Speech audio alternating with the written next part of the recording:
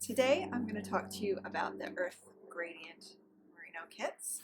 These are super cute. I was quite shocked how adorable these little skeins are. They're only 50 grams, so they're like half size of a normal skein. And they feature four different colors, well, four different shades of the same color, so dark to light. Which gives you a lot of really control when you want to fade or blend the colors out. They come in this super duper cute bag, little travel bag, and they include a free pattern. So this is the Garden Umbrella Shawl pattern. It uses all four of these little skeins. It doesn't give you any color instructions, so you can play with how you blend and fade it or give it like just a hard color change. It's done with like a drop stitch, ladder stitch, so you work the whole shawl, you drop the top stitch at the top, and then you work it all the way back down to create that ladder. Let's see what else. So when I open this up, smell it. It definitely smells like wool. So this is extra fine merino. It is machine washable, and you want to lay it flat to dry in the shade. Let's have a look at these different colors. So when I look at this, this is quite squishy. It's quite tightly applied, so it's strong.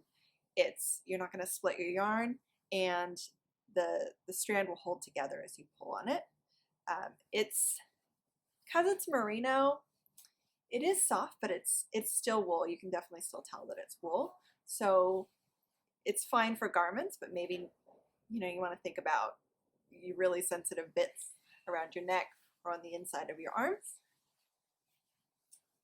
And let's have a closer look at these. Taking a closer look at these yarns, you can see that there's really kind of just two colors here. There's the dark blue and the light blue, and they've been sort of blended with varying degrees and the in-between. So this is a dark blue, and it's a solid color, but it's not flat. There's actually still some variety within this color, and it's absolutely gorgeous. I love these yarns. And then this one is the second darkest, so it's dyed with the base of the light blue, and then there's been dark blue added, and this looks like it's a little bit more stripy. And I wonder how this is gonna knit up, and if it's gonna knit up more variegated. And you can see on this one is quite speckled, so it's got the base of the light blue and then just a few sort of dark blue speckles. So it'll be interesting to see how these two blend from one to the other. And this is the lightest one, and it's mostly just the light color with just a couple of dark speckles showing up. This is a swatch that I've knit up with the gradient kit to show you how the colors blend. So this is the darkest color by itself, and then this is it blending into the second darkest color, which is shown here by itself. This is another blend, and then this is the second lightest color, another blend, and then this is the lightest color. So you can see that these blend together really well and fade from one end to the next.